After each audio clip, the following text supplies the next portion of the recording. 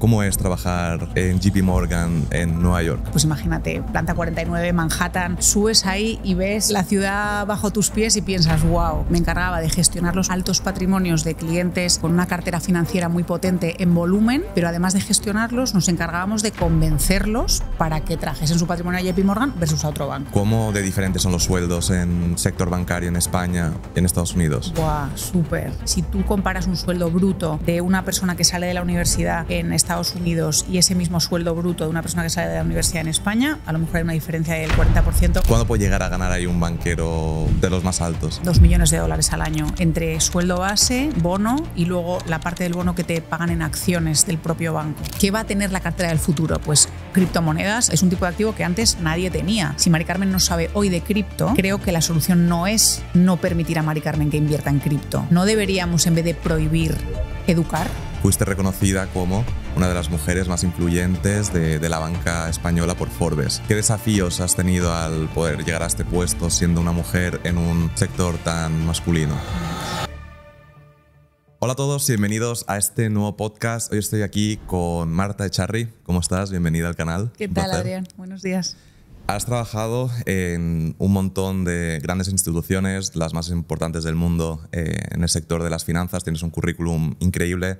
Has estado en UBS, JP Morgan, Western Union, N26 y ahora mismo estás como consejera en un private equity. Entonces vamos a hablar de un montón de cosas diversas. A ver cómo podrías presentarte y explicar un poco cómo llegas al sector financiero. Claro. Bueno, mil gracias primero por tenerme en tu podcast. Os escucho abiertamente y me encanta el acceso a información que dais y sobre todo desde el punto de vista de educación financiera, que creo que es una asignatura pendiente que tenemos en España. Creo que hacéis una labor estupenda y todos tus oyentes pues creo que aprenden un montón con todos los entrevistados que tenemos la suerte y el placer de pasar por aquí. Así que mil gracias por tenerme. Pues efectivamente, un montón de años en el sector financiero. Empecé a trabajar en UBS hace un montón. A veces cuando escribo mi currículum me digo 20 años de experiencia y me da así, digo, wow, 20 años de experiencia. Tengo 40, tampoco soy tan mayor, pero empecé a trabajar muy jovencita. Siempre he tenido un perfil muy curioso, muy observador, soy muy académica, me gusta estudiar, era la típica como de buenas notas en el cole. Y siempre me ha gustado estar a la tendencia de las cosas que vienen, ¿no?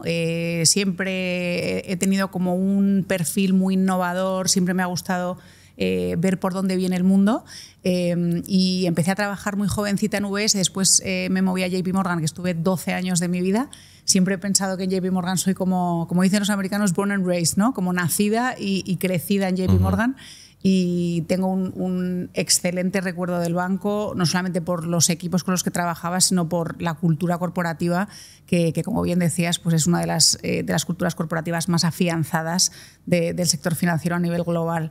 Y en un momento dado me moví a banca digital porque precisamente por lo que te comentaba de ir a la vanguardia con la tendencia, estar más enfocada en la innovación y en hacia dónde va el mundo, pensé que tenía sentido moverme a un sector dentro de servicios financieros que fuese un poco a otra velocidad. Y ahí efectivamente me cambié a N26, que fui directora general de España y Portugal durante casi 3 años y después me moví a Western Union para liderar la parte de banca digital a nivel europeo. O sea, que de banca tradicional pura y dura a banca digital. Sí, yo creo que también por eso tu perfil es tan distinto y tan interesante para nuevas generaciones, por así decirlo, porque sabes cómo funciona la banca privada tradicional de patrimonios de gente multimillonaria y luego también pues todo lo contrario, banca digital más rápida, joven, entonces como que ese mix creo que es brutal.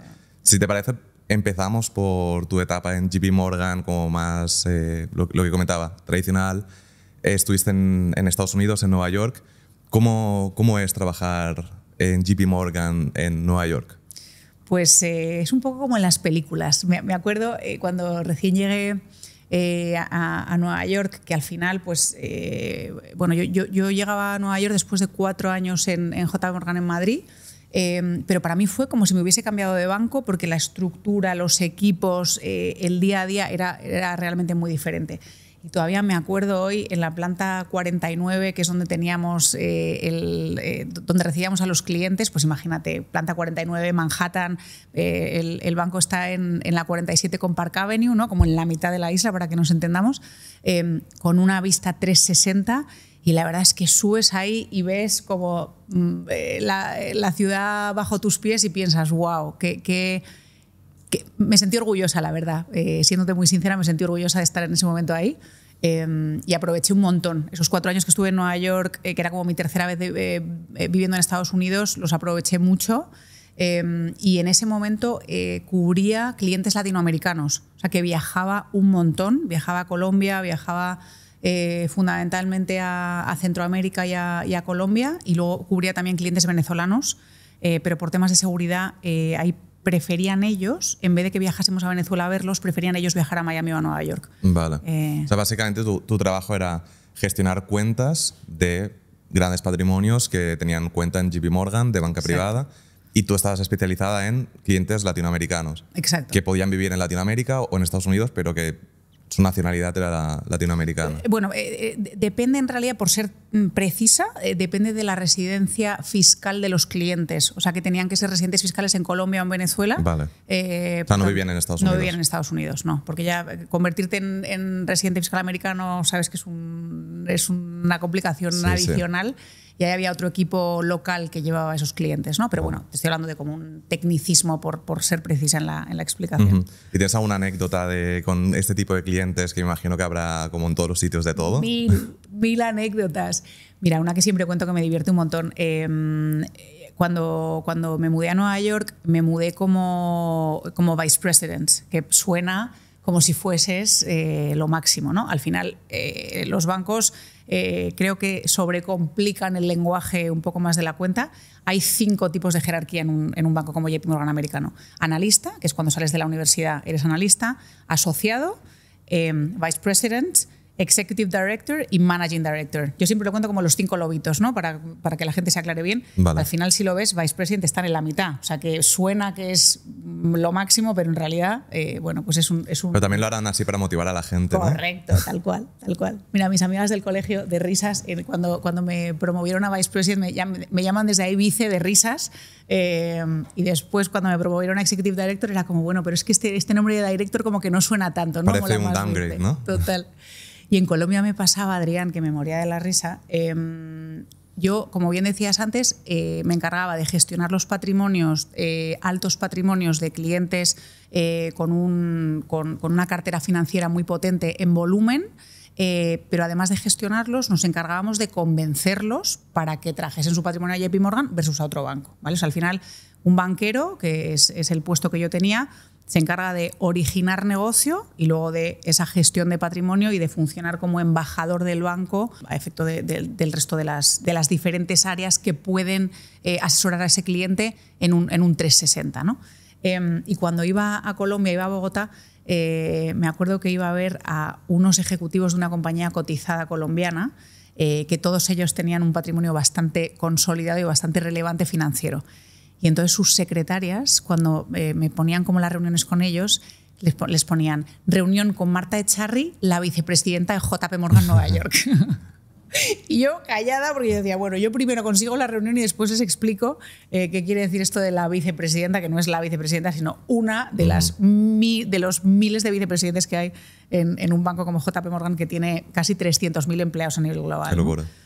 Pero eso me hacía mucha gracia. ¿Y estos patrimonios, a partir de cuánto se puede entrar en esto? ¿10 millones? Si no me equivoco. Ahora el banco está segmentando, digamos, con 2 tipos de segmentos, de 10 a 25 y luego de 25 en adelante. Vale. Entonces, bueno, pues el enfoque que tiene JP Morgan en particular es tratar de crear como si fuese una oficina familiar alrededor del cliente, de forma que no solamente tienes un banquero, sino que tienes un responsable de inversiones que te ayuda con la gestión en sí de la cartera financiera, un responsable de crédito y una persona que te ayuda, que esta figura es fundamental, con la planificación patrimonial. Cómo de importante es la optimización fiscal dependiendo de tu situación y de tus circunstancias, ¿no? Pues al final ahí tener conocimiento financiero, fiscal y patrimonial te puede ahorrar muchísimo dinero en impuestos, que yo creo que es muy relevante. Es importante, sin duda. Y en base a tu experiencia, ya no estás en ese mundo, dirías para una persona que tiene estos patrimonios, ¿realmente es interesante para ellos estar en banca privada con JP Morgan o algún banco de estos como estas family office que se crean alrededor, o les vale más la pena montárselo por su cuenta y contratar a un abogado, a un contable? Mira, yo obviamente te voy a contestar con mi experiencia. He estado 12 años ahí, por tanto mi recomendación va a ser siempre lo que conozco. El expertise que te da un banco como JP Morgan, la excelencia, que yo siempre lo cuento. Las personas que trabajan en JP Morgan no llegan ahí por casualidad. Al final tienen una educación, un background en las mejores universidades, tienen una experiencia previa relevantísima. Pasamos por una sarta de entrevistas que te vuelven medio loco solamente para entrar. Entonces, creo que la excelencia en los equipos al final se refleja en un servicio que ofrecen al cliente que es diferencial. Alternativa que efectivamente, como tú bien comentas, en los últimos años está en auge. Oye, yo quiero montármelo por mi cuenta, quiero ser absolutamente independiente. Eso se lo recomendaría a clientes que, por ejemplo, son más, están más enfocados en la inversión, en acciones sueltas, o que quieren hacer, como llamamos de risas en la industria, chicharreo, ¿no? Como que yo quiero quiero meterme en un small cap americano y mañana me recomienda mi amigo cenando que entremos en una compañía pequeñita española. Ese tipo de más menudeo, locuras, ¿no? Más locuras, exacto, más un poco casino, como vulgarmente se llama, a lo mejor sí que te merece la pena montarte por tu cuenta, con la implicación que tiene eso de lo que tú decías, pues oye, un contable, un fiscalista, un responsable de inversiones, ¿no? Pues dependiendo de lo grande que sea tu oficina familiar y del patrimonio que gestiones, te valdrá más la pena o menos montártelo por tu cuenta o directamente externalizar la gestión de tu patrimonio en un banco que lleva existiendo 200 años. Pues Sin duda. Y volviendo a tu experiencia profesional ahí, ¿cómo de diferentes son los sueldos en sector bancario en España y en Estados Unidos? Buah, súper, muy. Te diría que hay una diferencia a lo mejor del 40%, Adrián, en nominal. Cuando hablo de nominal es si tú comparas un sueldo bruto de una persona que sale de la universidad en Estados Unidos y ese mismo sueldo bruto de una persona que sale de la universidad en España, a lo mejor hay una diferencia del 40% euro-dólar. Pues ahora con el euro-dólar a 1,11, bueno, el euro-dólar, como sabemos todos, fluctúa, pero sí que hay una diferencia relevante. Es cierto que esos sueldos están ajustados al poder adquisitivo del país donde vives. En Nueva York a día de hoy irte a cenar te cuesta $120 sin despeinarte, y en Madrid pues puedes cenar por 40-50 euros. Más o menos estoy tratando de comparar un poco peras con peras, ¿no? Entonces, bueno, pues son unos sueldos mucho más elevados. La calidad de vida o el coste de vida en Nueva York es claramente muy superior a la de Madrid. Apartamento, el día a día, el metro incluso es mucho más caro, ¿no? Dicho esto, te diré, por si sirve a las personas que nos escuchan, que yo en Nueva York ahorraba más que en Madrid. No sé si esto sirve. Seguro que sí. Pero también yo creo que lo importante es decir, vale, en Nueva York se gana mucho más, bastante más que en Madrid o en España. También se gasta más en vivir ahí. En tu caso ahorrabas más, pero que tampoco es un sueldo de película, de comprar relojes todos los días. Hay de todo, ¿eh? Hay de todo, ¿no? Hay sueldos de película también en Nueva York. ¿Cuándo puede llegar a ganar ahí un banquero? Pues mira, de los más altos? En mis buenas épocas, al principio del todo, los banqueros que cubrían México, por ejemplo, que volaba, pues había banqueros que a lo mejor ganaban $2 millones al año entre sueldo base, bono y luego la parte del bono que te pagan en acciones del propio banco, ¿no? Vale. Sí, en aquellas épocas era un poco... ¿Y tú crees que ahora se ha tranquilizado un poco eso y no se gana tanto? Por temas regulatorios ha habido un ajuste entre la proporción de sueldo base y bono, de forma que en un momento dado se incrementaron los sueldos bases para que tu bono no supusiese tantísimo porcentaje sobre tu compensación total.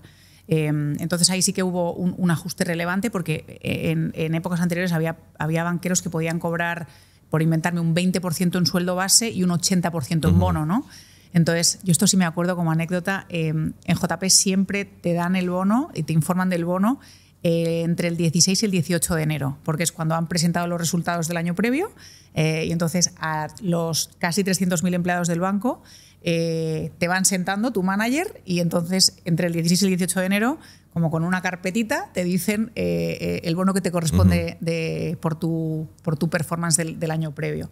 Y ese día estás muy nervioso, imagínate, claro. Te estás jugando mucho dinero, sí. ¿No? Sobre todo con esas épocas de 20% base, 80% bono. Yo estaba nerviosa siempre. Y el mes después, coches nuevos, ¿no? En el parking. Tal cual. Sobre todo en Londres y en Nueva York, te diría que había mucha gente que sí, que de repente coches nuevos, casas, había... Sí.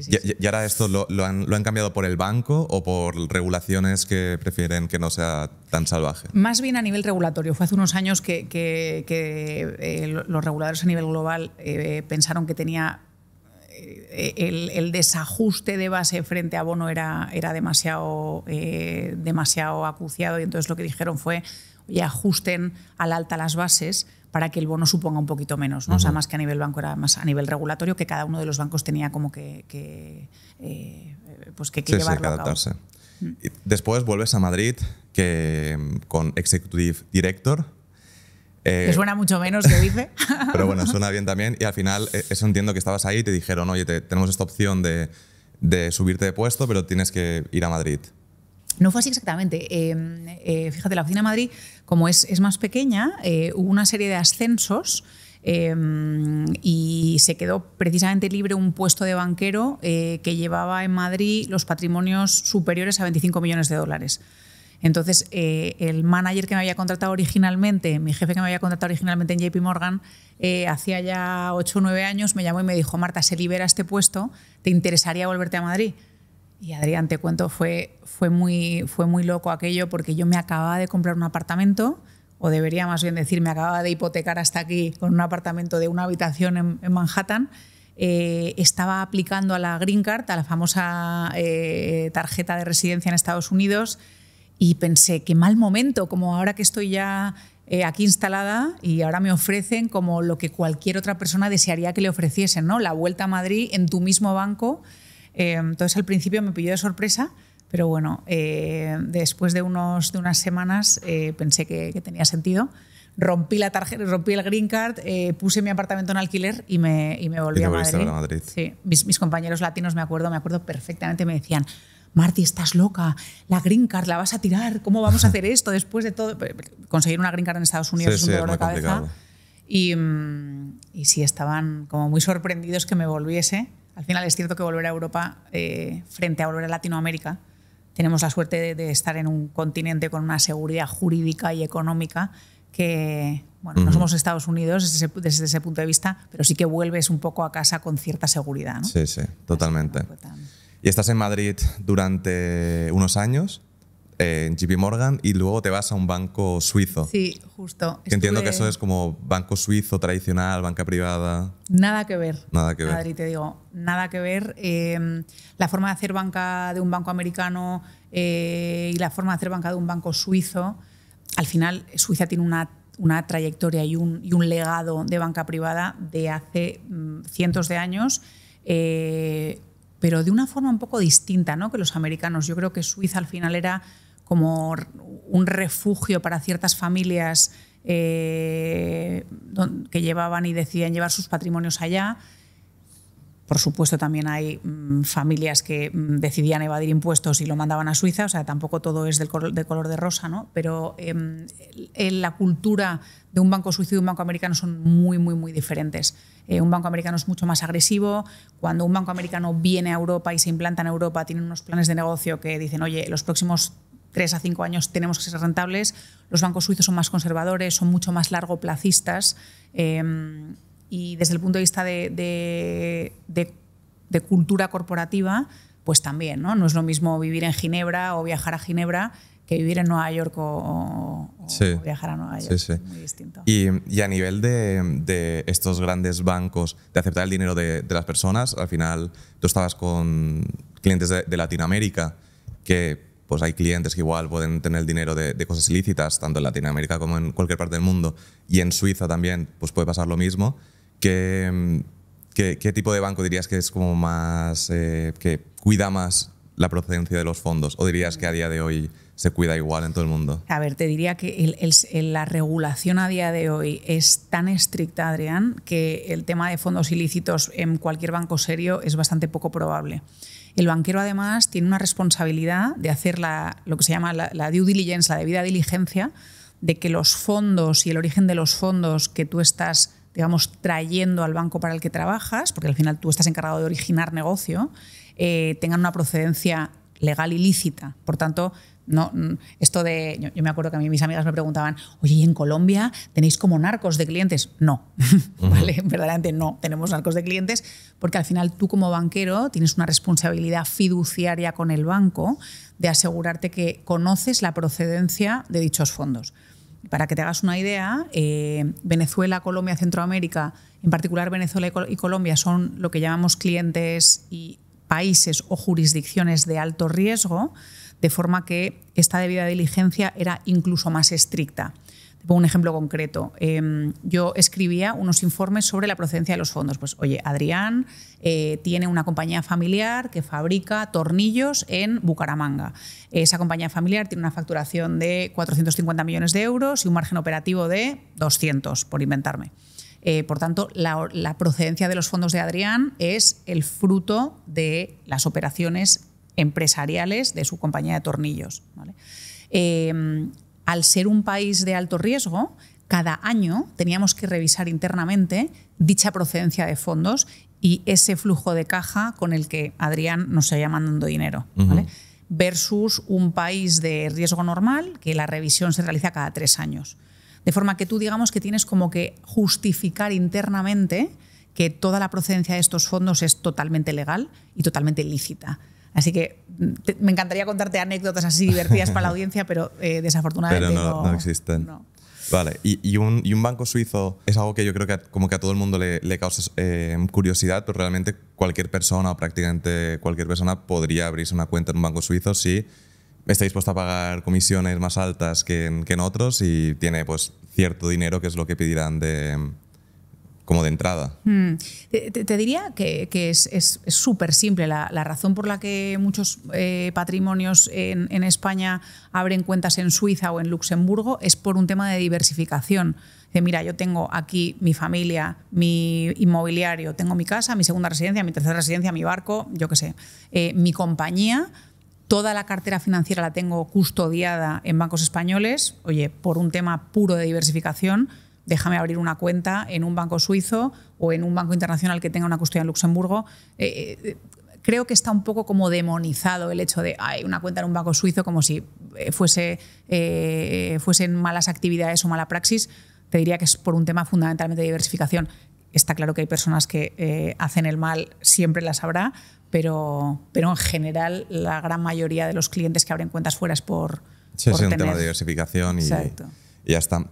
Y después ya empieza como tu segunda etapa más fintech con N26. ¿Por qué haces ese cambio? ¿Estás ya cansada del sector tradicional? Tal cual. Mira, a mí me abrió mucho la mente una reunión estratégica que tuvimos en la que hablábamos de cuál era el futuro de la banca privada, ¿no?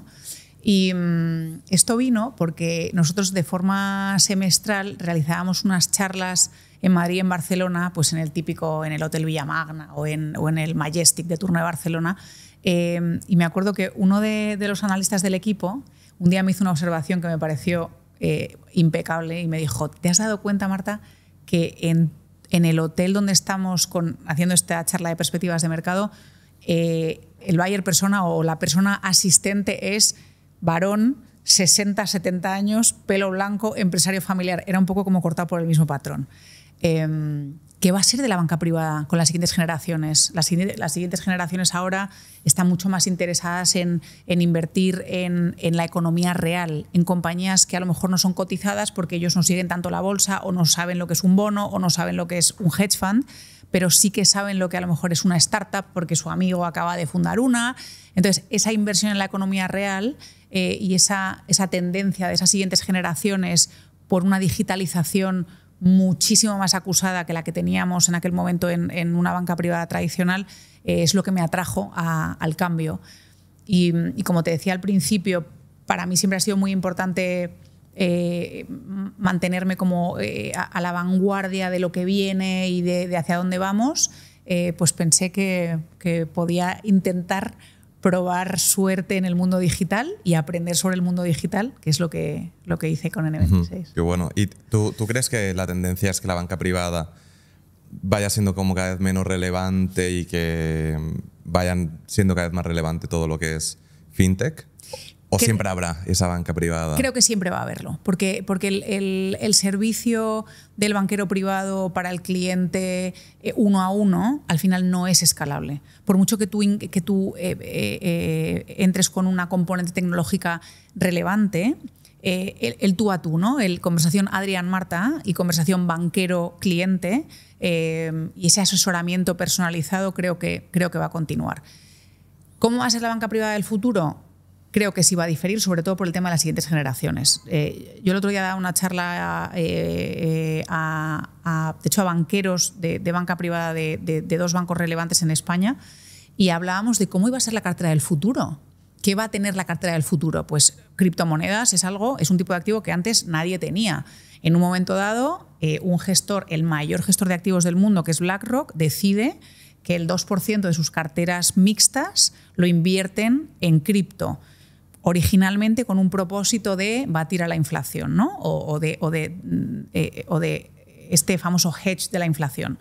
¿Ha funcionado o no ha funcionado? Es un debate que podríamos tener, pero es una cartera que ha variado con el tiempo y ahora mismo si piensas en cómo lucen las carteras del futuro de banca privada, pues hay tipos de activo loquísimos. Pues lo que hablábamos de NFTs, de royalties de cantantes. O sea, al final tú dices, bueno, por inventarme, Rosalía da acceso a las royalties de sus canciones o de su música a través de como de un vehículo, de un producto tokenizado. Pues eso a lo mejor a un señor de 70 años le importa un pepino. Rosalía, el NFT, la tokenización, le parece todo que le suena chino.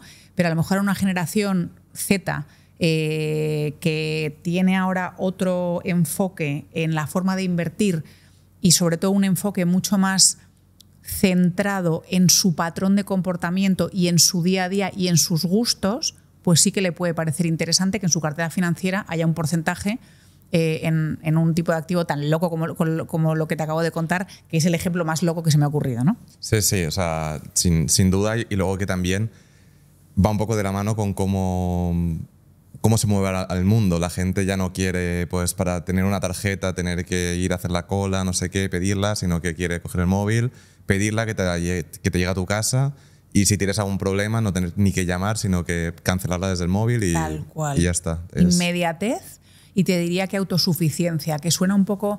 El tema de la autosuficiencia al final es, oye, que no dependa, lo que acabas de decir, estás en París, te roban la cartera, ponerte a llamar por teléfono a tu banco, nadie tiene grabado el número de su banco para cancelar la tarjeta, ¿vale? Tienes que buscar, te crea un desasosiego innecesario que a lo mejor es mucho más fácil entrar en la aplicación y de forma autosuficiente, con lo que tú acabas de decir, ¿no? Cancelar la tarjeta y hacerlo a través de la tecnología. Sí. Yo siempre pienso que la tecnología, Adrián, debería ser un facilitador de nuestra vida y debería hacernos el día a día más fácil.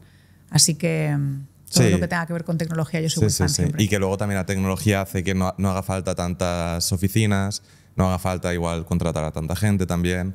Entonces, menos gasto y también lo que genera es que los productos que ofrecen muchas veces los neobancos, no siempre, pero suelen tener mejores condiciones que lo que puede tener una cuenta retail en un banco tradicional. Te diría que casi siempre, fundamentalmente porque al final un banco digital es un jugador nuevo en el terreno de juego y tienes que venir con una ventaja competitiva, además de tener una tecnología eventualmente más avanzada y una innovación mejor que un banco de toda la vida, ser más barato, ¿no? Entonces te diría que generalmente eso sí que se cumple, que las condiciones son más ventajosas. ¿Y durante cuánto tiempo estuviste en N26? 3 años casi. 3 años. Y la experiencia entiendo que bien, ¿no? Ahí es como siempre lo cuento como una historia de amor. Me encantó, guardo un excelente recuerdo de N26, formamos un equipo que a día de hoy continúa y que es un avión y la verdad es que el crecimiento que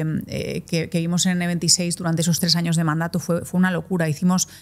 Duplicamos el número de clientes registrados en España, en N26. Porque no es española, ¿no? N26. Es un banco alemán, vale, con licencia bancaria alemana y que cuenta con presencia en otros. Los países fundamentales son Alemania, Francia, Italia y España. La forma jurídica que tienen en el resto de los países es a través de sucursales bancarias de este banco alemán, de esta licencia bancaria alemana. Así que yo tenía como 2 gorros. Era responsable del negocio, responsable de crecimiento, incrementar el número de clientes registrados, incrementar el margen de contribución, que lo crecimos doble dígito durante esos 3 años. Y luego, por otro lado, un gorro puramente jurídico, donde yo era la responsable o la bisagra con el regulador, en este caso con Banco de España, al ser la representante legal de la sucursal bancaria de N26 España que caía del banco alemán. Porque eso solo lo puede hacer representante legal, ¿no? Entiendo. En este caso, esa parte jurídica, digamos, tienes una serie de responsabilidades fiduciarias para con el banco y luego para con el regulador al final, ¿no? Pues te pongo un ejemplo muy concreto. En un momento dado que queríamos lanzar custodia y trading de criptomonedas a nivel europeo, pensamos que podíamos lanzar primero en España antes que lanzar en Alemania.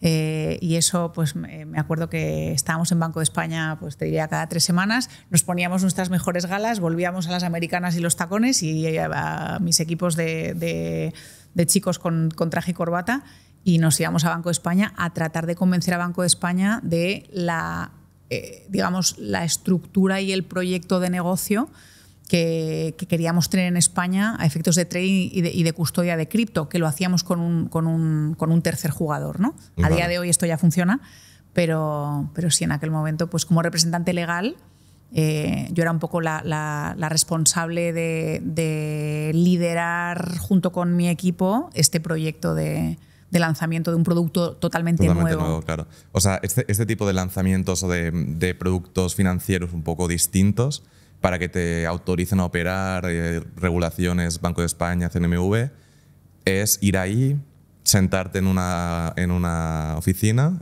y explicarles, ¿no? Y que ellos estén de convencerles acuerdo. hasta que te crean. Es una buena pregunta, Adri. Mira, yo te diré que hay que tener un buen balance siempre, te hablo como ejecutiva, ¿vale? Como clienta, si quieres ahora te doy mi opinión como clienta, como ejecutiva hay que tener siempre un buen balance entre la innovación, el crecimiento de tu negocio y el cumplimiento normativo correcto ante el regulador. Fundamentalmente porque si se te complica la tarde, te cierran el chiringuito. O sea, esto no es un restaurante que vende alitas de pollo, esto es un banco que tiene unas implicaciones enormes en el sistema financiero y a nivel de riesgo sistémico de un país. Por tanto, si te juegas mucho las cosas y no haces las cosas bien y no tienes un cumplimiento normativo como debes, te cierran el chiringuito y se quedan como nuevos. Por tanto, siempre hay que tener este buen balance. Cuando íbamos a Banco de España, nos pidieron, Adri, pues es que no sé ni qué contarte. Me acuerdo que teníamos unas carpetas interminables y nos iban pidiendo más información y jurídico y cumplimiento y cómo hacéis el trading y cómo se realizan las transferencias desde la cuenta de cada cliente y hay un círculo cerrado, ¿no? La verdad es que... ¿Y tú dirías que ellos realmente entienden bien cómo las nuevas fintech y tal o están un poco desactualizados? Eso, si te lo cuento, luego me tendrías que asesinar, me dejas aquí guardada debajo de la alfombra. No, esto es una realidad. El regulador va por detrás de un banco con la innovación que puede tener N26 o Klarna o Revolut. Esto es una realidad. O sea, también había una parte de formación y de explicarles cómo funciona. Tal cual. De hecho, fíjate, yo en un momento dado, porque uno de los grandes retos que tenía o que nos presentaba Banco de España era la protección del consumidor en cuanto a al no conocimiento de las criptomonedas.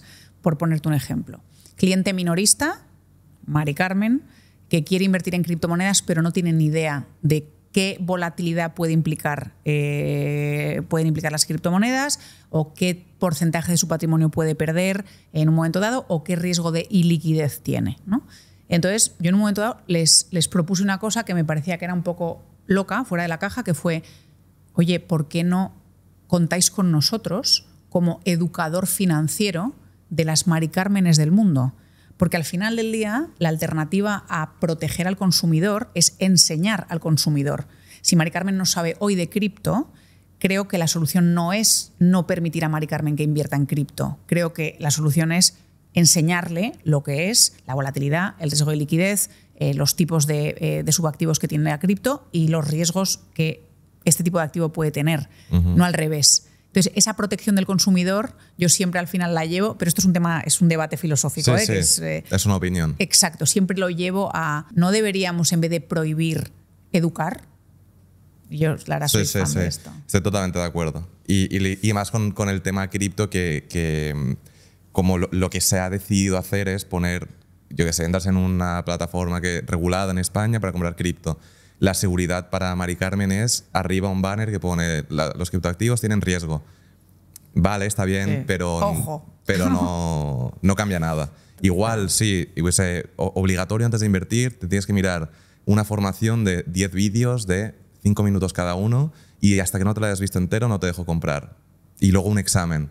Igual sería mejor. Totalmente. Mira, el sueño de mi vida, y estuve en noviembre, me fui a Estados Unidos, a California, me fui a Singularity a hacer un programa ejecutivo que al final pues, versa sobre innovación, sobre inteligencia artificial, sobre robótica, y una de las ideas que prototipé fue una plataforma de educación financiera para el cliente minorista que no tiene absolutamente ni idea de invertir.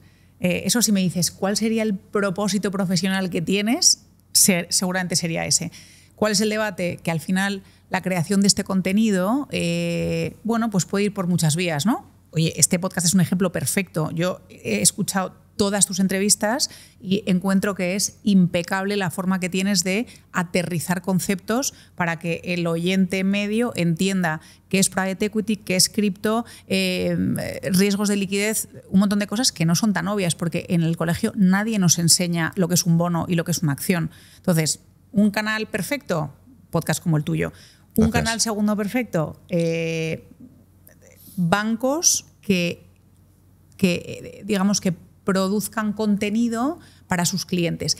Pero eso ya tiene más truco, ¿no? Porque al final eventualmente vas a llegar a un punto en el que te van a meter sus productos, entonces hay veces que es un reto. Es complicado. Es un reto, pero lo tenemos pendiente. Yo soy positiva y además me presto a ayudar a quien quiera a entender los temas básicos porque me parece fundamental y creo que en un país como España la inversión en cartera financiera está muy por detrás y muy por debajo de otros países, desde luego que Estados Unidos y que otros países europeos, por desconocimiento.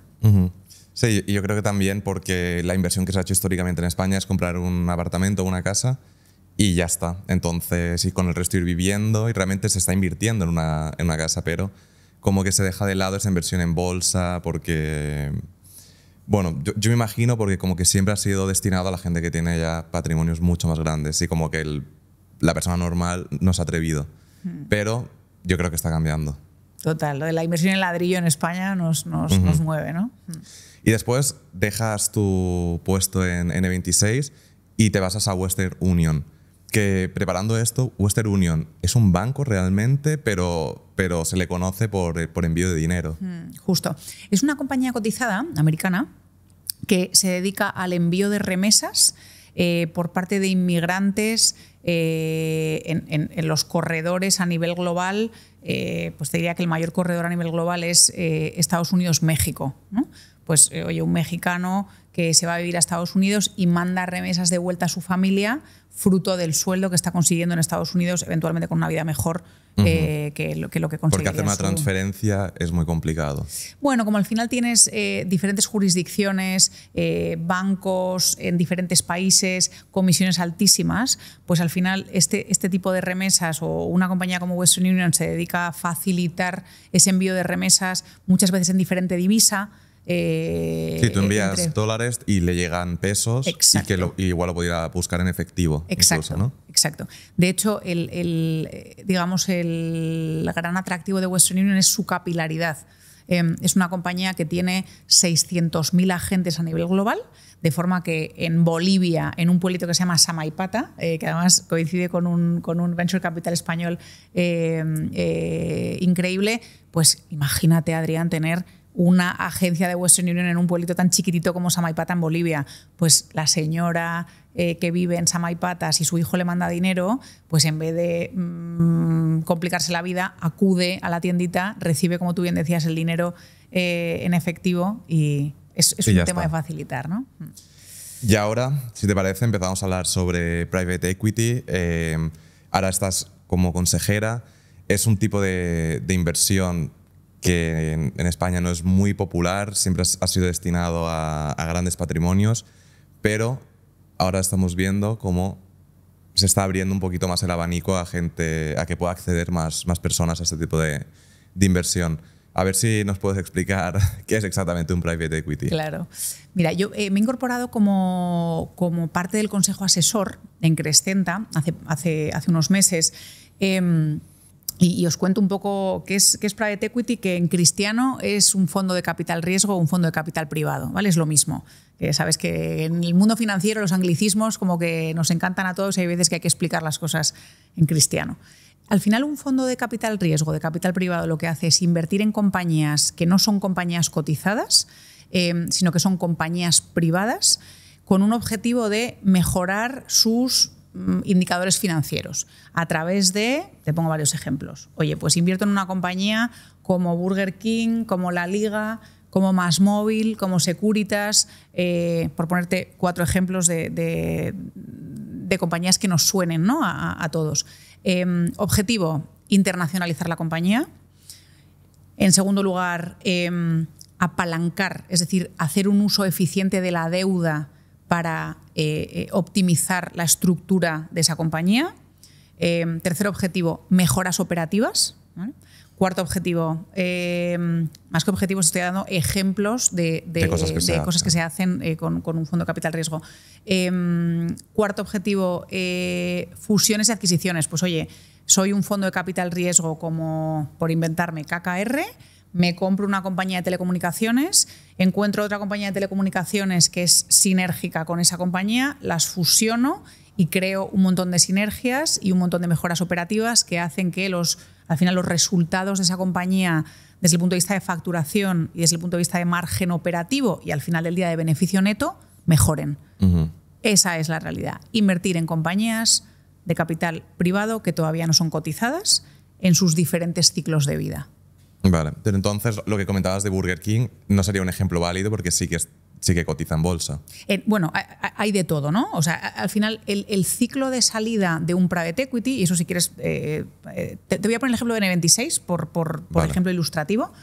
N26 empiezan a levantar rondas de financiación pues hace 10 años, te diría, en lo que se llama Friends, Family and Fools, ¿no? Como amigos, conocidos, y lo de fools es como idiotas, uh-huh. Pero bueno, queda mejor en inglés que en español. Entonces, oye, Adrián y yo vamos a montar una compañía y vamos a pedirle al principio dinero a las personas que están a nuestro alrededor. Valoramos nuestra compañía en X y pedimos una cantidad de dinero para empezar a operar. Pues al principio nos vamos a ir a nuestro garaje, ¿no? Para ser así baratitos, pero eventualmente necesitamos comprar ordenadores, necesitamos contratar a personas. Bueno, ronda de financiación semilla, ¿vale? Compañía cuyo ciclo de vida está al comienzo del todo. Adri y yo, con nuestra aplicación que vamos a montar, comienzo de todo. A medida que avanza ese ciclo de vida de esa compañía, y con un poco de suerte lo hacen de forma exitosa, las personas a las que les vas pidiendo capital, o los fondos a los que les vas pidiendo capital, son al principio fondos de venture capital que invierten en compañías cuyo ciclo de vida es al inicio, ¿vale? Es un stage inicial, y a medida que nuestra aplicación, que ahora ya va fenomenal, ahora ya no estamos en el garaje, estamos en una oficina, ya tenemos 200 empleados, hemos decidido que además de en España vamos a irnos a Francia y a Italia, nos estamos internacionalizando. Cuando pidamos en nuestra ronda de financiación, después de semilla, después de ronda A, después de ronda B, después de ronda C, eventualmente en rondas C empiezas a pedirle capital ya no a fondos de venture capital, sino a fondos de capital riesgo. porque ya tu compañía está más consolidada. El ciclo de vida de tu compañía está más avanzado. Ya tienes clientes, ya facturas, ya tienes eventualmente margen cruzando los dedos, ¿vale? ¿Cómo continúa este ejemplo de esta compañía? Puedes vender la compañía a un competidor mayor, como ejemplo. Puedes salir a bolsa, como ejemplo 2. Que realmente salir a bolsa es vender la compañía. Vendes un porcentaje de tu compañía a los inversores minoristas que crean en tu proyecto de negocio. Entonces, al final, pues te lo he contado de forma cronológica, ¿no? Desde amigos y conocidos que te ponen dinero porque confían en que lo vas a hacer bien, a fondos de venture capital que te invierten en el ciclo de vida de tu compañía, digamos, inicial, a fondos de capital riesgo que invierten en un momento en el que ya estás más consolidado, ya tienes clientes, ya tienes mejores números, ya luces mejor, ¿no? Y luego la potencial salida puede ser salida a bolsa, venta a otra compañía, oye, o quedarte como estás y eventualmente hacer un repago de esos fondos que te han... la palabra prestar no está bien dicha, pero al final ese equity que te han puesto toda esta gente en el camino para que tengan una inversión eventualmente que ha crecido, ¿no? Entonces, a tu pregunta de Burger King, hay un montón de compañías que acaban en esta salida con una salida a bolsa. Vale.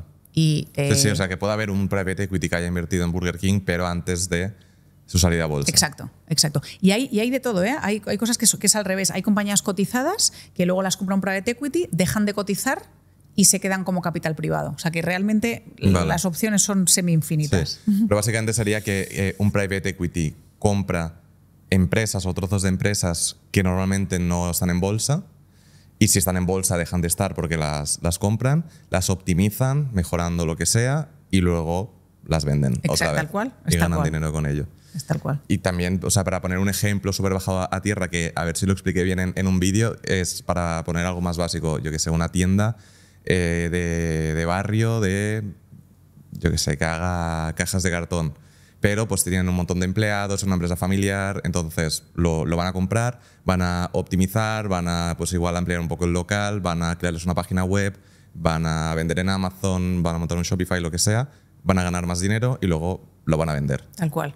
Y ahí te diría, además de todo eso que has dicho, que lo has explicado fenomenal, utilizan también apalancamiento. Dicen, oye, en base al flujo de caja que está teniendo esta tienda, el banco nos puede prestar dinero para que, pues para tu ejemplo de ampliar la tienda y en vez de tener pues solamente un local de la calle, tener 2 locales, y eso implica que tienes más presencia, para internacionalizar en un momento dado y decir, oye, pues voy a franquiciar mi tienda, pues lo que haces es, oye, pido financiación, mejoro y optimizo la estructura de deuda y ahí lo que voy a hacer es mejorar esos indicadores financieros al final del día para la compañía. Y luego también entiendo que es enfocar la compañía ya pensando en que se quiere vender y que esté todo perfecto y que tenga unos números bonitos para venderlo. Es una gran pregunta. Al final, a veces puede llegar a ser demoníaco porque los fondos de capital riesgo tienen una filosofía de inversión muy concreta en cuanto a tamaños de compañías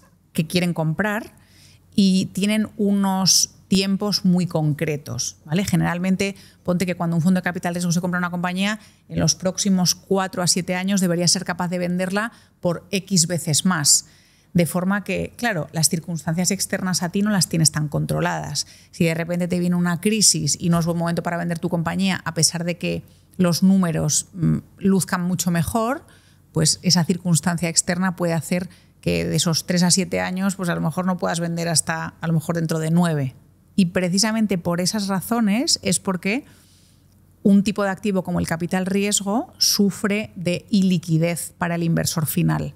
El inversor final tiene que asumir que lo que está invirtiendo en capital riesgo es un capital ilíquido que no puede recuperar mañana si lo necesita. Así como no podría recuperar mañana la inversión en un edificio en Paseo de Gracia o en Castellana, ¿no? Pues oye, tú no pones a la venta un edificio y mañana te lo compran. Tienes un razonable riesgo de iliquidez. Pues sí, pasa un poco parecido.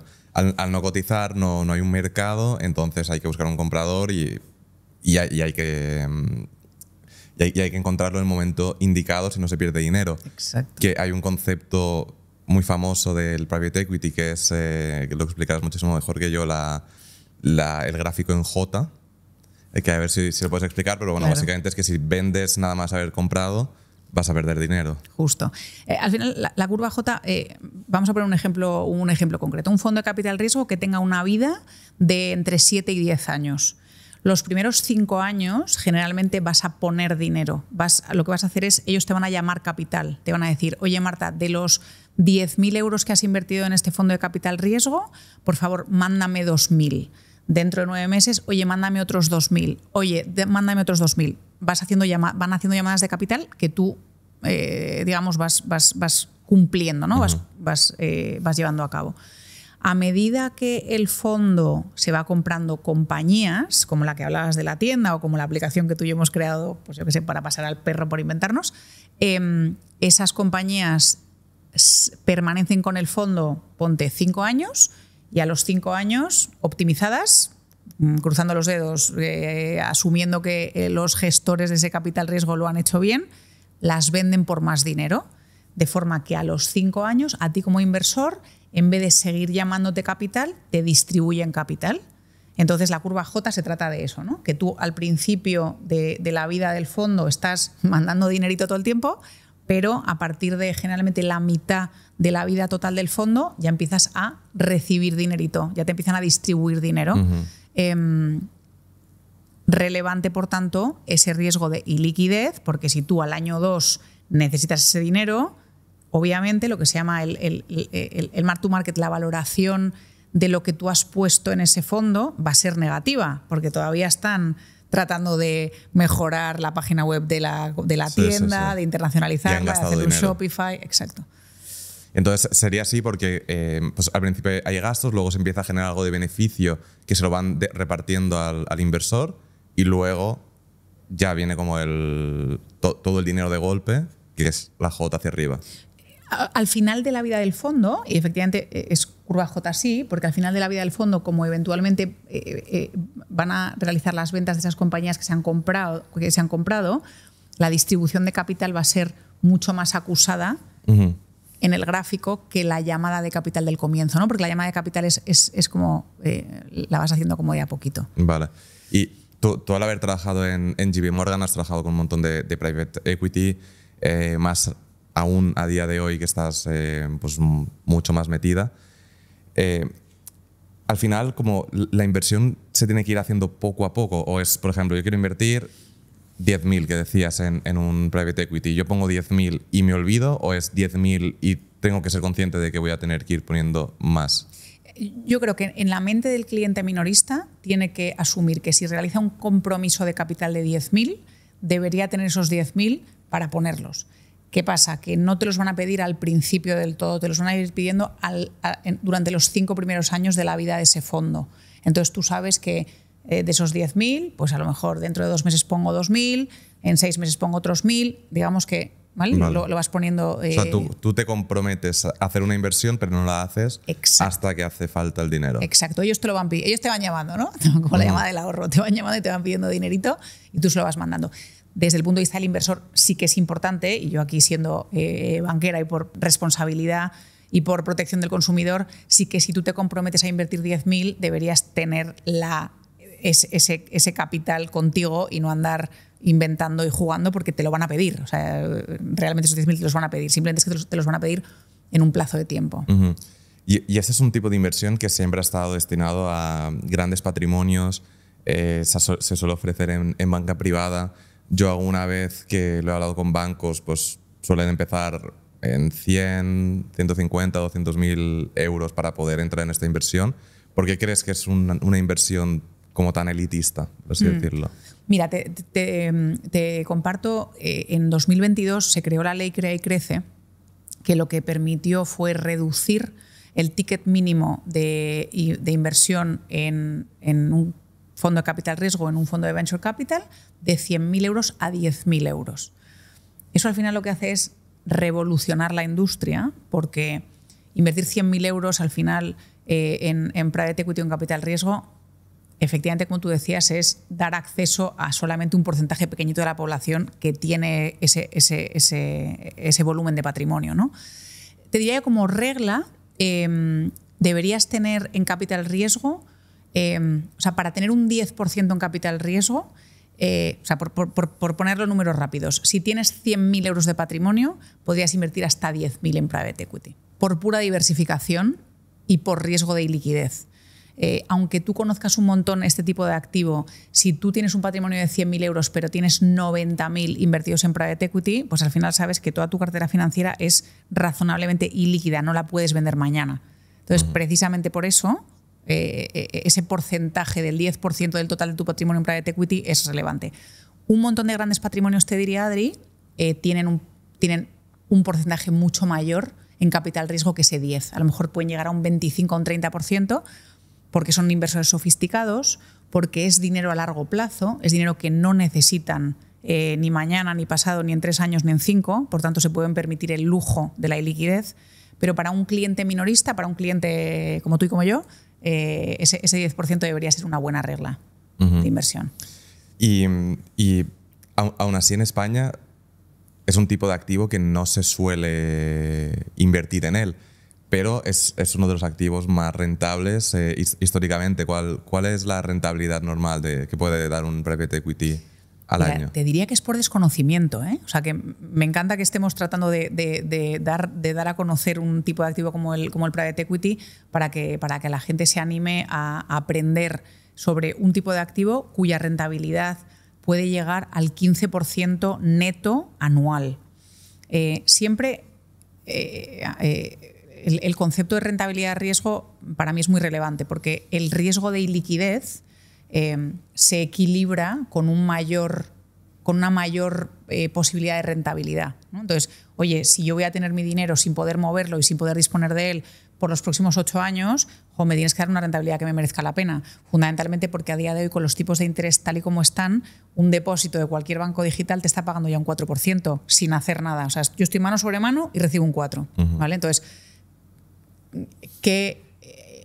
¿en qué riesgo estoy incurriendo para poder llegar a ese 15% neto anual, ¿no? Pues al final es un riesgo de liquidez y es un riesgo de, que al final estás invirtiendo en compañías que tienen una gestión, que tienen unos equipos, que tienen unas circunstancias externas e internas complejas que tú como inversor no conoces al 100%. Estás, externalizando tu inversión en estos gestores que al final son los profesionales de la industria, ¿no? Que lo manejan. Y en Crescenta lo que estáis haciendo es poder permitir a más personas que puedan invertir en private equity. Justo. Mira, 3 ventajas de Crescenta, que es por lo que yo entré en el Consejo Asesor encantada, porque me parece que es un proyectazo. Además, Ramiro, el consejero delegado, me pareció absolutamente brillante cuando lo conocí. Y te diría que son 3 las ventajas. 1, el acceso a fondos que hasta ahora el cliente minorista no tenía. O sea, el cliente minorista no podía acceder a un fondo como Cinven o como KKR o como EQT porque nadie se lo vendía, porque no llegaba a esos mínimos, ¿no? En segundo lugar, esa rentabilidad anualizada superior. Pues si un depósito con poco riesgo, porque al final es monetario, me paga un 4%, ¿en qué tipo de activo tengo que invertir para que pueda llegar a un 15%? ¿No? Un tercer tema, y es, te diría, la democratización del acceso del cliente minorista a este tipo de inversiones, que para mí me resulta muy relevante. Me parece que es injusto que solamente los grandes patrimonios tuviesen antes acceso al capital riesgo. Oye, una persona con un patrimonio financiero mucho menor, si conoce los riesgos de este tipo de inversión, debería también ser capaz de invertir, ¿no? Y al final, precio, que esto es fundamental, lo que permite Crescenta por la digitalización del proceso de inversión es que tú accedes a un fondo como EQT, como Cinven, como KKR, con las condiciones súper similares a las que accedería una familia multimillonaria. Entonces, ese tema de precio, ese tema de digitalización, ese tema de acceso, a mí me parece que son como las ventajas competitivas que ofrece Crescenta para cualquier cliente.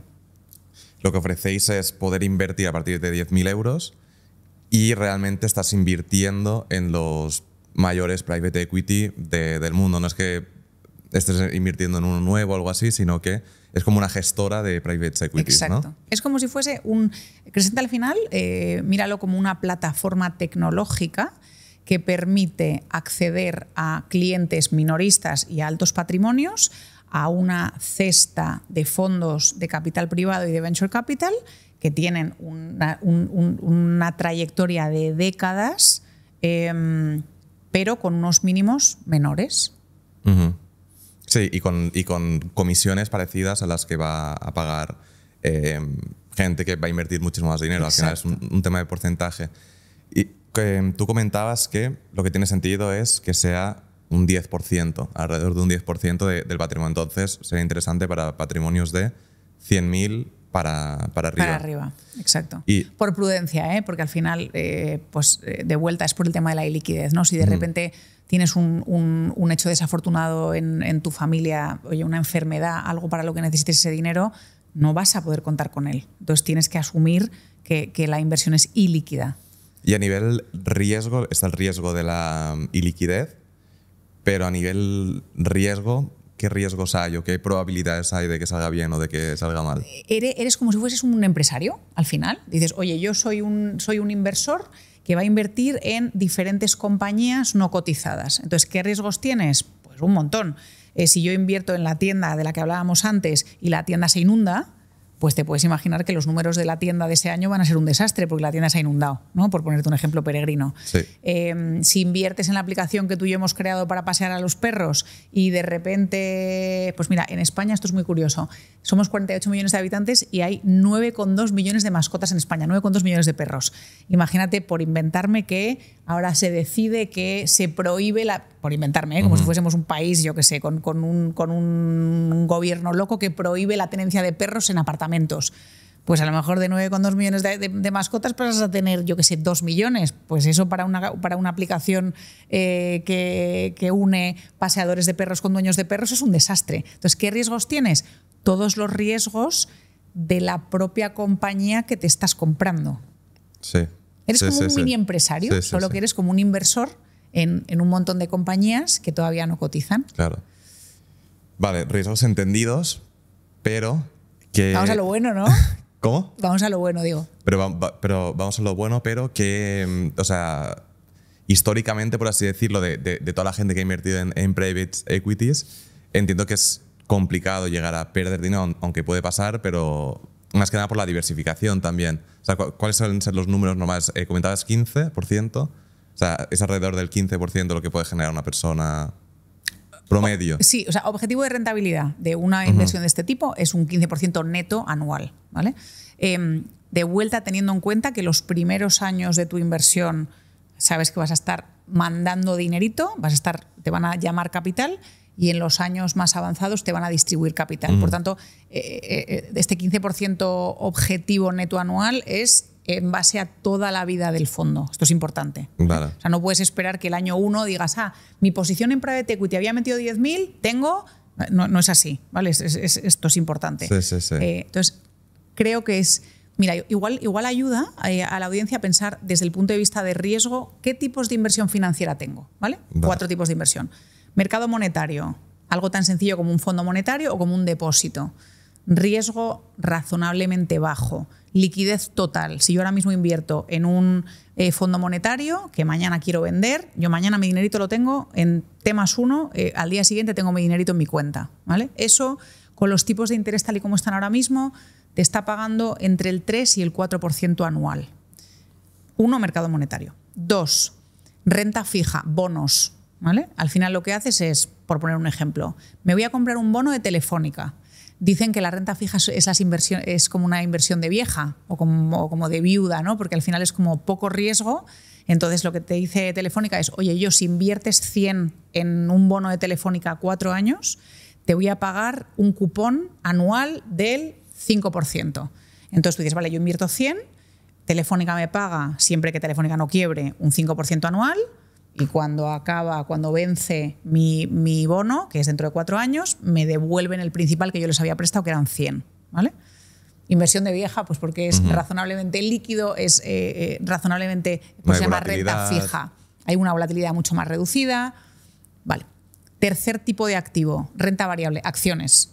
Acciones de Tesla, acciones de Endesa, acciones de Amazon, ¿vale? ¿Cómo puedes ganar dinero por las acciones? Por dividendos, porque la compañía decida que devuelve a sus inversores vía dividendo parte de sus buenos resultados o apreciación de capital. Al final, si tú piensas en por qué sube la bolsa sube porque tienes unas expectativas de que los beneficios de esa compañía van a ser superiores. Entonces, bueno, pues yo voy a ganar dinerito con los dividendos si es que la compañía paga dividendos, y además espero que, como esta compañía tiene una buena previsión económica, van a mejorar sus márgenes, van a mejorar sus resultados de beneficio neto, y entonces mi acción se va a apreciar. La acción de Amazon, si la ves hace 10 años, si la ves ahora, pues imagínate lo que ha hecho la acción de Amazon, ¿no? Cuarto tipo de activo, y aquí acabo, lo que se conoce como productos alternativos. Ahí tienes hedge funds, que eso vengo el día que quieras y hacemos una entrevista entero, ¿no? completa de hedge funds. Y luego capital riesgo, venture capital, infraestructura, deuda privada, digamos, private equity, ¿no? en su totalidad. Ahí, como es un riesgo mayor y una liquidez mayor, la expectativa de rentabilidad es también mayor, y por eso llegamos a un 15% neto anual en la vida de ese fondo. ¿Vale? Totalmente. ¿Ha ayudado esto? Espero. Totalmente entendido. ¿Y cuáles dirías que son los beneficios de invertir en un private equity para un inversor particular? Que estás invirtiendo en la economía real.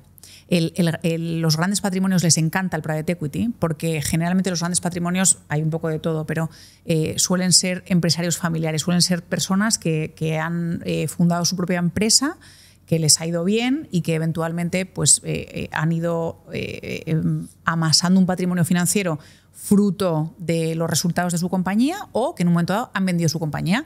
La familia fundadora de Pachá, pues vendieron Pachá hace unos años, les dieron un dineral, y un empresario familiar como los dueños de Pachá seguramente se sienta más cómodo volviendo a invertir ese dinero de la venta en la economía real, en otras compañías familiares como la que ellos fundaron en su día, que a lo mejor invertir en bonos de Telefónica, que les parece más aburrido o que no les parece tan sexy, ¿no? Igual no es tan entendible para una persona de a pie. Y no se sienten tan identificados igual, te diría Adri.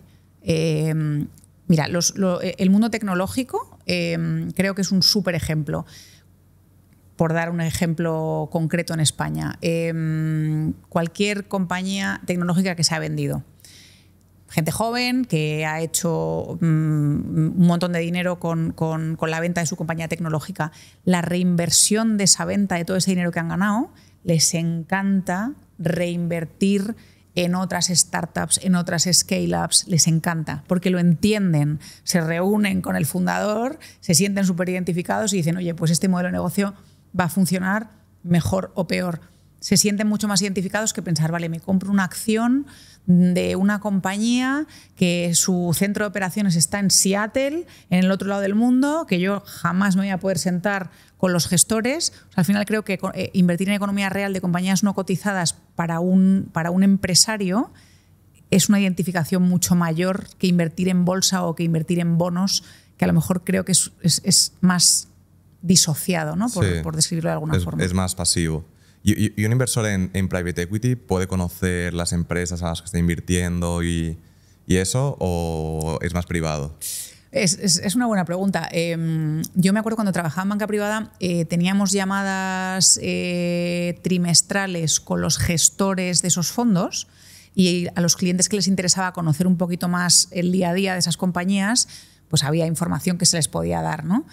Obviamente una compañía que no es cotizada nunca va a tener la transparencia en información que tendría una compañía cotizada, pues porque es privada y porque los requisitos regulatorios son mucho menores. Pero generalmente los bancos que distribuyen fondos de private equity suelen ofrecer a sus inversores finales estas actualizaciones para que tú como inversor digas, oye, me he comprado X dinero de un montón de compañías, ¿qué están haciendo estas compañías, ¿no? Oye, tengo Revolut, tengo N26, tengo Klarna, ¿qué se cuece? ¿Qué están haciendo estos chicos? Pues N26 se va a Brasil, pues me interesa un montón saberlo. Entonces sí que se puede llegar a tener unos reports con algo de información. ¿Podrías compartir algún caso de éxito, por así decirlo, que hayas vivido de un private equity o de estos últimos años o de como comentabas al principio, tus 20 años de experiencia. Claro. Mira, os cuento si queréis, os cuento Revolut y os cuento Amadeus. Revolut es un banco con fundadores rusos y ucranianos, de hecho, y con headquarters en el Reino Unido. Revolut, esto es muy gracioso porque yo cuando trabajaba en el banco suizo, en Lombard Odier, dábamos acceso a nuestros clientes a un fondo que se llama Balderton. Y Balderton había invertido en el comienzo de Revolut, ¿vale? En las rondas A. Cuando he comentado en esta entrevista el tema de las rondas de financiación, Balderton entró en la ronda A de Revolut. Imagínate, valoraciones, Adri, te diría, pues si los números no me fallan, de 5 millones de euros de valoración, ¿vale? Ronda A, ronda B, ronda C, ronda D. A día de hoy, Revolut ha pasado de una valoración de 5,5 millones de dólares a 33.000 millones de dólares. ¿Vale?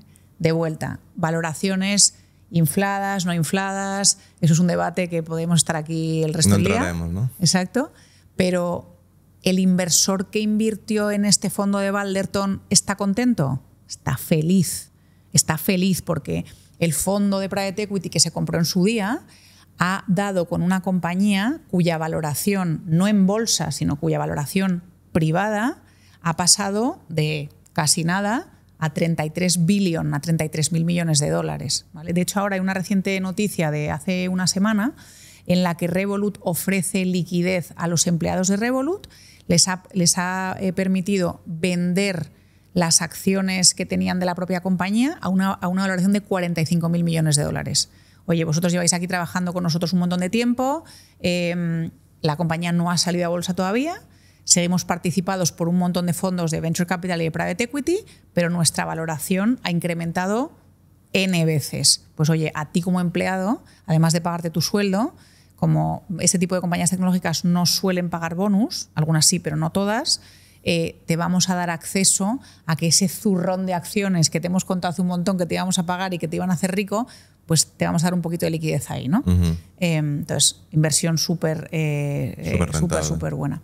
Y Amadeus, por utilizar un ejemplo nacional, Amadeus en un momento dado, en el 2011, llegó a tener el 90% de las reservas de aviación y el 85% de las reservas hoteleras. Es una plataforma tecnológica que lo que hacía era, machear viajeros y agencias con proveedores de viajes, ¿no? Amadeus se lo compraron 2 fondos de capital riesgo ingleses que en 5 años hicieron 5 veces dinero. Por tanto, pues también súper éxito para una compañía española que gracias a las mejoras que hemos comentado tú y yo antes, que implementaron estos 2 fondos de capital riesgo, consiguieron a los 5 años vender la compañía por 5 veces más lo que habían comprado, ¿no? Pues brutal, estas historias son interesantes. Lo dejaremos en la descripción también para quien le quiera echar un vistacillo, informarse un poco más y entenderlo aún mejor. Y si te parece, pasamos de tema. Me gustaría volver un poco a un tema un pelín más, saber la opinión de Marta. Y es que he visto que fuiste reconocida como una de las mujeres más influyentes de la banca española por Forbes. Y me surge la pregunta de qué desafíos has tenido al poder llegar a este puesto siendo una mujer en un sector tan masculino. Es una realidad, Adrián. La verdad es que el porcentaje de mujeres en puestos ejecutivos a nivel global es todavía reducido. Creo que vamos por el buen camino, vamos por la buena senda. Yo siempre hablo de un concepto que me parece muy posibilista y es que creo que a las generaciones nuevas de mujeres les hacen falta referentes, como a todos, ¿no? Pues, oye, si yo no sé de invertir en capital riesgo, pues voy a aprender de un referente que sepa de capital riesgo para aprender. Si yo no sé lo que implica ser o tener un puesto ejecutivo porque no tengo nadie que me pueda dar ejemplo, pues cuantos más referentes de mujeres con puestos ejecutivos vea, pues será mejor. Y yo siempre he sido muy fan de la meritocracia. En mi caso particular he tenido siempre puestos ejecutivos, no siempre, pero he tenido últimamente puestos ejecutivos en el mundo de los servicios financieros. y soy mujer y si puedo servir de referente para las siguientes generaciones, lo hago con muchísimo orgullo. Lo que dices de ser nombrada una de las mujeres influyentes, en mi opinión, sirve más por ayudar a siguientes generaciones y por inspirar a siguientes generaciones que en sí por digamos, como por ese... por el reconocimiento. Por ese reconocimiento, exacto. ¿Y qué consejos le podrías dar como referente, seguro, para muchas personas, para mujeres que quieran hacer su carrera en el mundo corporativo y poder llegar a puestos ejecutivos? Creo que, y voy a generalizar aquí, y perdonar, porque además este tema a veces es polémico y es sensible, pero creo que puedo generalizar diciendo que las mujeres a veces no nos creemos el potencial que tenemos. Y mi consejo sería, pues eso, créetelo. Y lo que no sepas cómo abordarlo o cómo navegarlo, rodéate de personas que te inspiren, que te enseñen, que te indiquen cómo seguir, que es lo que a mí me ha ayudado siempre. Cuando no sabía por dónde ir, lo que he hecho ha sido buscarme una mentora, buscarme no particularmente mujeres, buscarte personas que te inspiren y que te enseñen cuáles son los siguientes pasos en tu carrera profesional. Y, por supuesto, siempre basándote en las prioridades. Oye, no todo el mundo quiere tener un puesto ejecutivo, al igual que no todo el mundo quiere tener 10 hijos porque les parece una complicación, porque no te caben todos en un coche. Pues es que yo soy muy pro que cada uno establece sus prioridades en su vida y continúa su vida en base a esas prioridades que él mismo o ella misma se establece. Sí, totalmente de acuerdo. Primero, decidir qué es lo que quieres, que muchas veces te vas dejando llevar. Es lo complicado eso. Es de lo más complicado que hay. Una vez que sabes lo que quieres, pues decir, venga, vamos a por ello. Además de todo lo que nos has contado, que no es poco, ahora tienes un nuevo proyecto que es Muse Movement. ¿En qué consiste esto exactamente? Pues mira, Muse Movement es al final es una comunidad en Madrid de momento y ojalá pueda ser una comunidad internacional, que lo que yo quería hacer es, durante momentos en los que me ha costado mucho seguir adelante, en los que veías que te levantabas por la mañana y no te daba la vida, que estabas agotado a nivel profesional, a nivel personal, diferentes prácticas que me han ayudado a mejorar el estado de ánimo. Yoga, por un lado, vibración con sonido, que es algo que no mucha gente ha experimentado y que lo súper recomiendo. Charlas o talleres. Y todo eso. Justo, exacto. Al final lo que haces es entrar tu cuerpo entra en una frecuencia diferente que te permite entrar en un estado de relajación y como yo lo llamo como de viaje, en el que luego sales o te levantas mucho más liviano, ¿no? Enfocas o enfrentas el día como con otra cara, como con otro espíritu. Charlas, talleres, Adri, sobre salud mental, que creo que es un tema tabú, que afortunadamente en los últimos años es menos tabú, pero la cruda realidad es que no todo el mundo comparte con su entorno más cercano que ha pasado por una depresión o que se levanta por la mañana y no tiene fuerza de vestirse y de irse a la oficina y sonreír a todo el mundo, ¿no? Pues cada uno de nosotros tenemos una serie de cosas que van por dentro que no somos siempre capaces de compartirlas. Al final el objetivo de Muse Movement es juntar a una comunidad de personas que tienen esa espiritualidad o ese enfoque por mejorar como individuo en un 360 gracias a diferentes prácticas que te permiten enfrentar tu día pues con una mejor forma. Interesante. Entiendo que también está enfocado, o más que está enfocado, entiendo que estará enfocado para quien quiera, pero el público pues es gente que tendrá una vida profesional muy activa, con muchas cosas y que necesita con poco ese escape, ¿no? Tal cual. Y conocer también, ¿no? Entiendo que hay networking y todo esto. Te diría, Adri, que cuando yo pintaba el proyecto, literalmente mi audiencia era esta, ¿no? Como personas que muchas veces estamos como en la rueda, no nos damos cuenta, pues tenemos unos horarios de locos, llegas a casa, familia, al final hay que pararse un poco, hay que reflexionar un poco, oye, ¿hacia dónde voy? ¿Quiero pasar el resto de mi vida viviendo en Nueva York, yendo en metro y corriendo por la vida entaconada porque no llego a mi siguiente reunión? A lo mejor sí o a lo mejor no. Entonces, creo que encontrar momentos de reflexión, de pararte y pensar qué es lo que quiero y hacia dónde va mi brújula, me parece que es muy relevante. Y de verdad, Adri, creo que si no te autoobligas o si no te autorregalas un momento de reflexión, te puedes meter en una rueda de la que es muy complicado salir.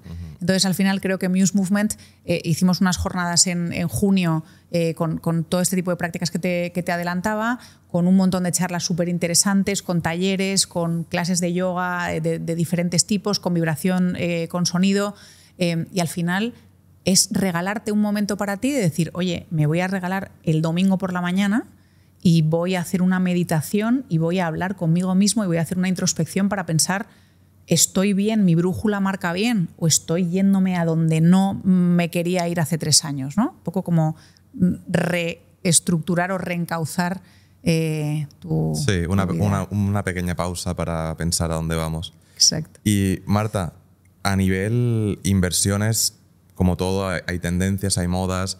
Hemos visto estos últimos años democratización de las inversiones, cada vez más gente puede invertir en activos que igual antes no invertían, cripto, NFTs. ¿Cuál consideras que es el siguiente trend dentro del sector? Uy, qué buena pregunta.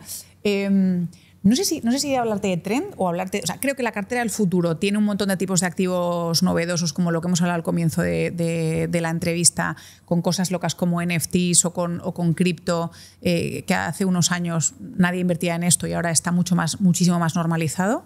Pero yo te diría que abogo siempre por una cartera diversificada para asegurarte que tienes los 4 tipos de activo que comentaba anteriormente: monetario, renta fija o bonos, renta variable o acciones o productos alternativos. Te diría que yo siempre abogo por una cartera que tenga siempre estos 4 tipos de activo. Y un truco, si nos sirve a todos, que me parece muy útil, es que pienses como en bolsillos de liquidez. Oye, yo sé que en mis próximos 5 años voy a necesitar este dinero que sea razonablemente líquido, porque me quiero comprar una casa, porque voy a tener niños y necesito tener un poquito de ahorros. Ese bolsillo, invertirlo en inversiones con poco riesgo. En cambio, oye, mira, estos ahorros que son de mis bonos de mi trabajo, pues he heredado un poquito de dinero y de repente es dinero que no necesito ahora y que lo puedo tener a muy largo plazo.